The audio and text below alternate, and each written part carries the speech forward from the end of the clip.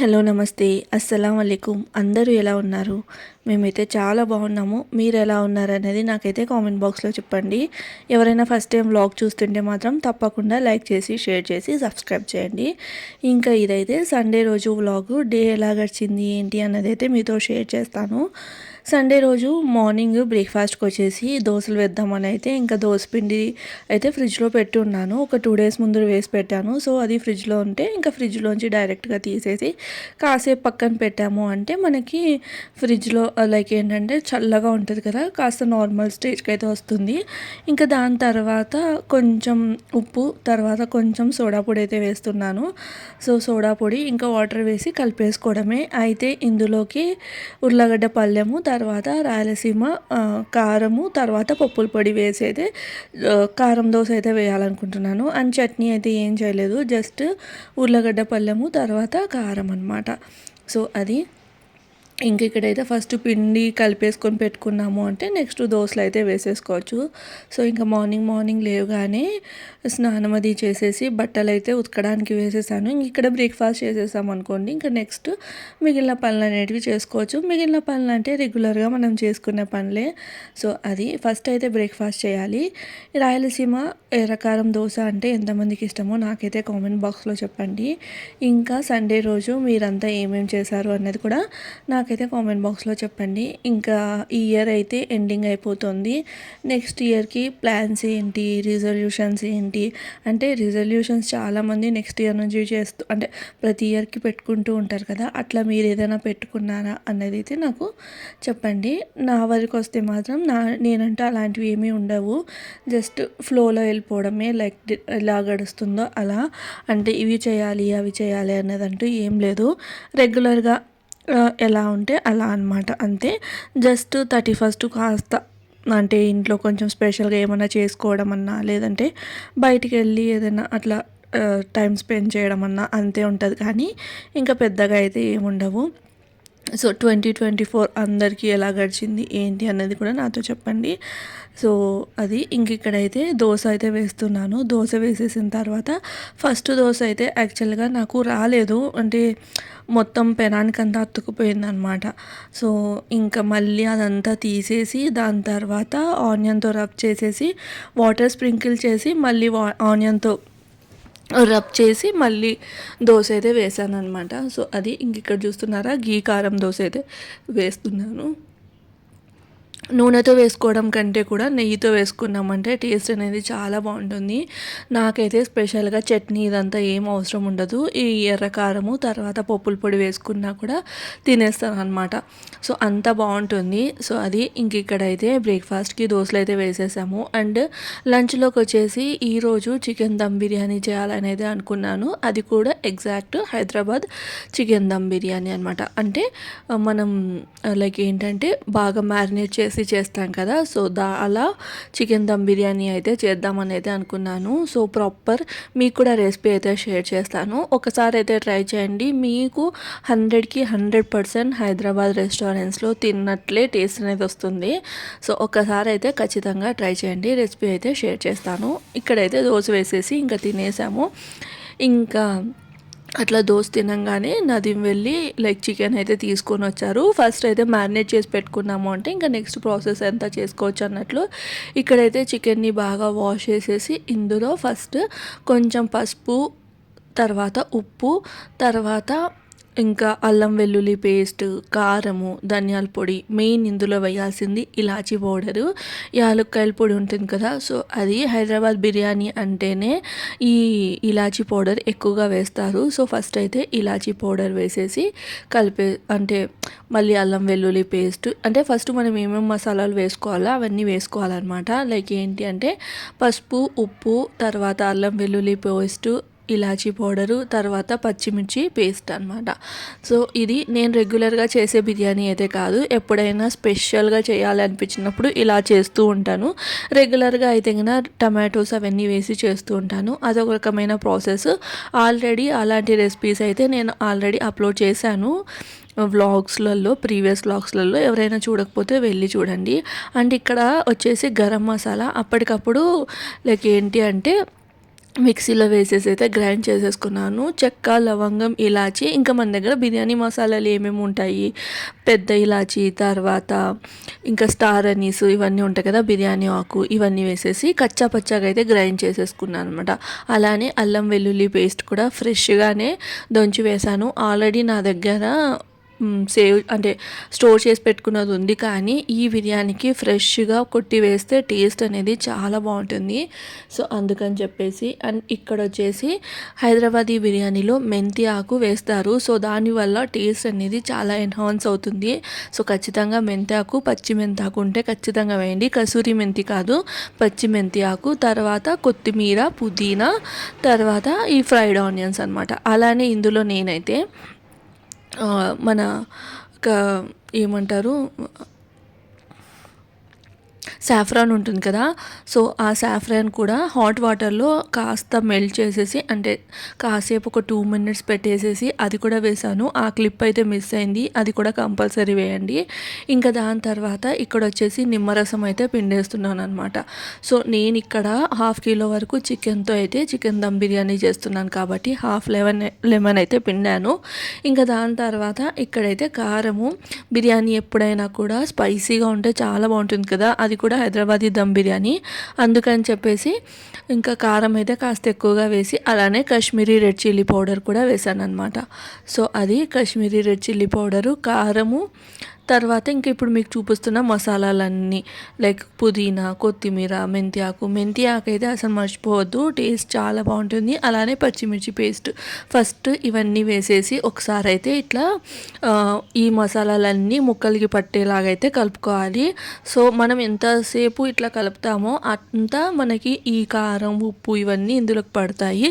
ఇంకా దాని తర్వాత పెరుగు కూడా హైదరాబాదీ దమ్ బిర్యానీలో కంపల్సరీ. రెగ్యులర్గా చేసుకునే బిర్యానీలో కూడా పెరుగు వేస్తాను, కానీ టమాటోస్ వేస్తాను కాబట్టి కాస్త పెరుగు అనేది తక్కువగా వేస్తాను. సో ఇందులో టమాటోస్ వేయం కాబట్టి పెరుగు అనేది ఎక్కువగా వేయాలి. అండ్ హైదరాబాద్ దమ్ బిర్యానీకి ఏంటంటే మ్యారినేషన్ ప్రాసెస్ అనేది ఇంపార్టెంట్ అనమాట. అట్లీస్ట్ 1 hour అయినా మనం మ్యారినేషన్ అనేది చేసుకోవాలి. ఒకవేళ టైం లేకపోతే 1/2 hour చేసుకున్నా పర్లేదు, బట్ 1 hour చేసుకున్నాము అంటే ముక్కలలోకి ఈ మసాలా, ఉప్పు, కారం, నూనె అన్నీ కరెక్ట్గా పడతాయి అన్నమాట.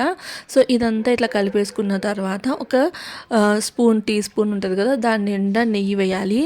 హైదరాబాదీ దమ్ బిర్యానీలో నెయ్యి, తర్వాత సాఫ్రాన్, తర్వాత పెరుగు, ఇవన్నీ మ్యాండేట్. సో అందుకని చెప్పేసి నెయ్యి వేసేసుకున్న తర్వాత ఇంక ఇక్కడ వచ్చేసి మనం ఆనియన్స్ ఫ్రై చేసుకొని ఉంటాం కదా, సో ఆనియన్స్ ఫ్రై చేసుకున్న ఆయిల్ కూడా వేయాలన్నమాట.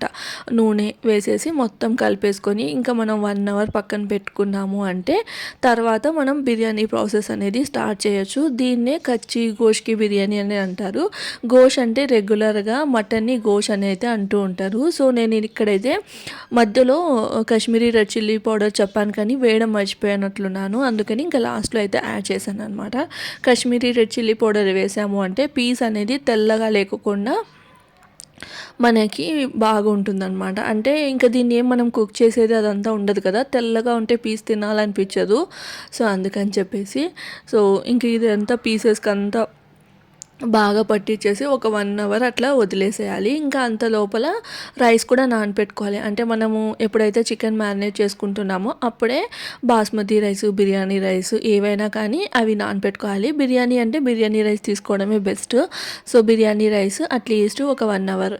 ఎప్పుడైనా కానీ మనం ఏ రైస్ తీసుకుంటున్నామో అనేది ఇంపార్టెంట్ కాదు, ఎంతసేపు నానపెట్టాము. అండ్ పాత రైస్ అంటాం కదా, అంటే కొత్తగా వచ్చిన రైస్ కాకుండా పాతగా అయిన రైస్ అయితే మనకి చాలా పొడిలాడుతూ పొడవుగా వస్తాయి బిర్యానీ రైస్.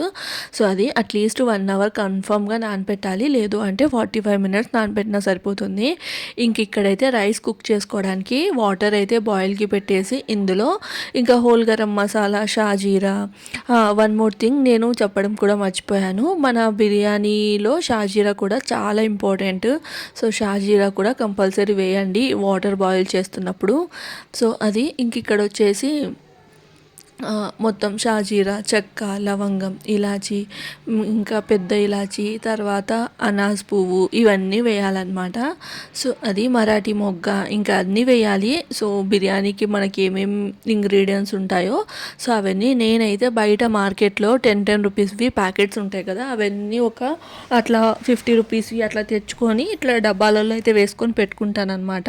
మనకి పోపుల డబ్బా ఉంటుంది కదా, సో ఆ పోపుల డబ్బాలో అన్నీ సపరేట్గా వేసి పెట్టుకుంటాను. నాకైతే బాగానే చాలా రోజులు వస్తాయి. అదే సపరేట్గా ఇట్లా డీమార్ట్లో అట్లా తీసుకోవాలంటే మాత్రం చాలా కాస్ట్లీ ఉంటాయి.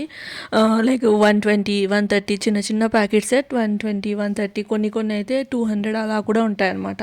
సో అట్లా కాకుండా ఎప్పుడైనా మార్కెట్కి వెళ్ళినప్పుడు గరం మసాలా ప్యాకెట్స్ 10 రూపీస్ ఉంటాయి కదా, అవి తీసుకొని వచ్చుకుంటాను. లైక్ సపరేట్గానే ఉంటాయి, అన్నీ కలిపినట్టు కాదు. మళ్ళీ మిక్స్ తెచ్చుకున్నాము అంటే అందులో ఓన్లీ బిర్యానీ ఆకే ఎక్కువ ఉంటుంది, మిగిలినవన్నీ ఏమి ఉండవు అనమాట. సో అది ఇందులో అయితే నేను కొత్తిమీర, పుదీనా ఇంకా మెంతాకు అనేది వేయట్లేదు. జస్ట్ మనం చికెన్ మ్యారినేట్ చేసుకున్నప్పుడు మాత్రమే వేయాలంతే. సో ఇంకా నిమ్మరసం పిండేసేసి తర్వాత సాల్ట్ కూడా వేసాను. సాల్ట్ ఏంటంటే మనకి వాటర్ అనేటివి చాలా ఉప్పగా ఉండాలి, సముద్రపు నీళ్ళు ఉంటాయి కదా, సో అంత ఉప్పగా అనేది ఉంటేనే అప్పుడు మనకి బిర్యానీకి కరెక్ట్గా సరిపోతుంది. సో వాటర్ ఇంత అంత అనేది ఏం లేదు, కానీ మన జస్ట్ రైస్ బాయిల్ అయ్యేది మనకు ఐడియా ఉంటుంది కదా, సో అంతే. అన్నిటికీ కొలతలు అట్లా చేసినా కూడా అంత ఏం కాదు, మనం వంట చేస్తూనే ఉంటాం కాబట్టి రెగ్యులర్గా మనకైతే తెలిసిపోతుంది. సో అది నేనైతే ఇంకా నానపెట్టుకున్న రైస్ ఉంటాయి కదా, ఇంకా ఆ రైస్ కూడా వేసేసాను. సో అట్లా చేసుకుంటూ ఉండగానే ఇంకా చికెన్ కూడా కరెక్ట్గా మ్యారినేట్ అయిపోయింది. సో నేను వెంటనే చేస్తాను కాబట్టి బయటే పెట్టి మ్యారినేట్ చేశాను. ఒకవేళ లైక్ ఏంటంటే ముందు రోజు నైట్ పెట్టుకునే వాళ్ళు అట్లా ఉంటే మాత్రం కంపల్సరీ ఫ్రిడ్జ్లో పెట్టాలి. ఇంకా లాస్ట్లో పచ్చిమిర్చి ఒకటి ఇట్లా స్లైస్ చేసేసి వేసాను అనమాట. సో అది ఇప్పుడైతే నేను ఈ కుక్కర్లో బిర్యానీ అయితే చేస్తున్నాను. 1/2 కిలోనే కదా, సో అందుకని చెప్పేసి కుక్కర్లోనే చేస్తున్నాను. లేదు అంటే నా దగ్గర బిర్యానీ పాట్ ఉంది, ఎక్కువ బిర్యానీ చేయాలన్నప్పుడు మాత్రం దాంతో అయితే చేస్తూ ఉంటాను.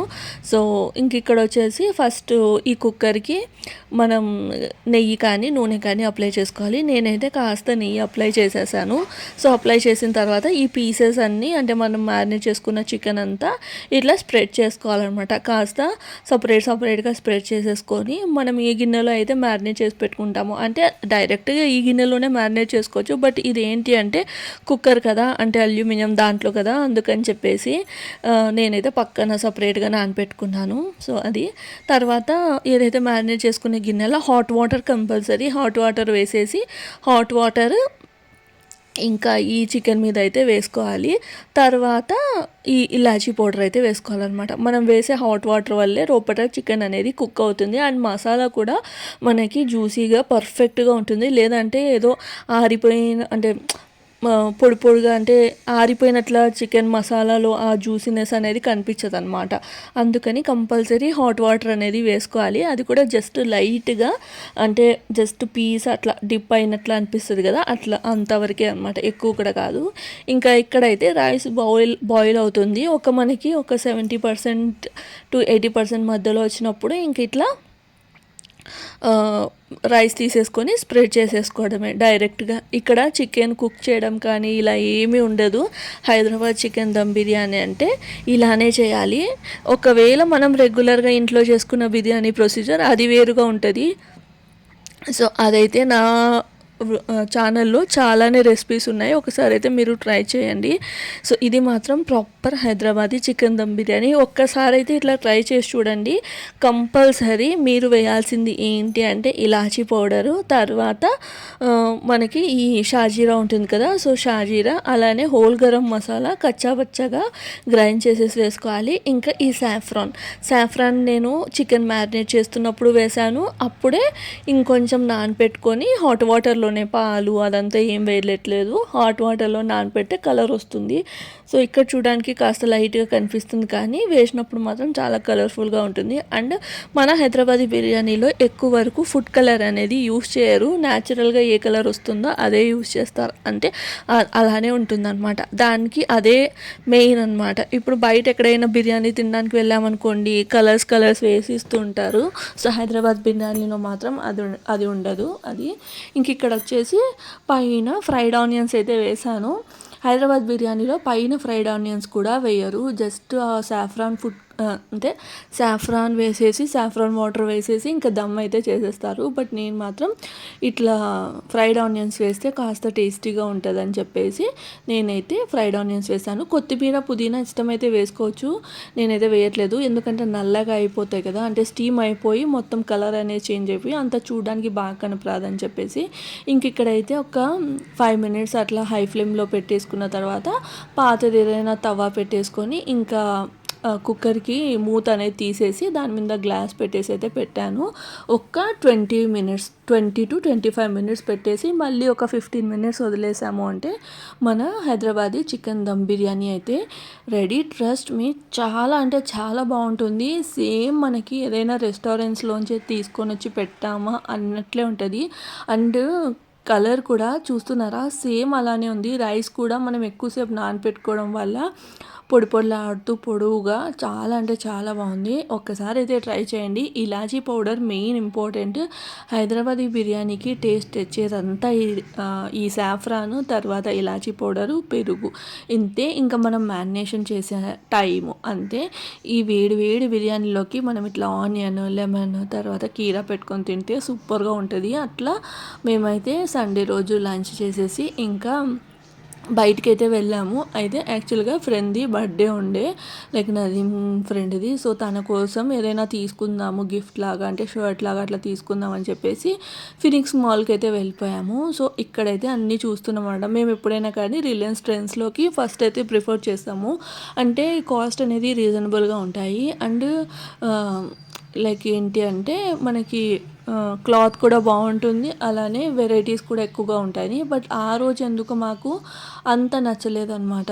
లైక్ ఏంటంటే ఈ డ్రెస్సెస్ అనేవి అంతగా నచ్చలేదు. అండ్ ఇక్కడ చూస్తున్నారా నా డ్రెస్, అంటే నా అవుట్ఫిట్ అనమాట. బయటకు వెళ్తున్నప్పుడు రీసెంట్గానే తీసుకున్నాను కదా ఫ్రాక్, సో అదైతే వేసుకొని వెళ్ళాను అనమాట. చాలా బాగుంది, చాలా బాగా కనిపిస్తుంది.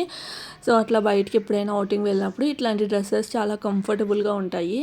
ఇంకా సర్లే అని రిలయన్స్ ట్రెండ్స్లో అయితే దొరకలేదు, మళ్ళీ ప్యాంటలూన్స్లోకి అయితే వచ్చాము. సో ప్యాంటలూన్స్లో అయితే కన్నా మాకు కావాల్సిన, అంటే మేము తీసుకోవాలనుకున్న షర్ట్ అయితే దొరికింది. ఇంకా తర్వాత ఇప్పుడు క్రిస్మస్, న్యూ ఇయర్ కాబట్టి, అంటే ఇంకా న్యూ ఇయర్ కూడా ఉంది కాబట్టి మొత్తం ఈ ఫినిక్స్ మాల్లో అయితే ఫుల్ డెకరేషన్ చేశారు. ఇక్కడైతే నార్మల్లీ కూర్చోవడానికి ప్లేస్ ఉంటుంది అనమాట.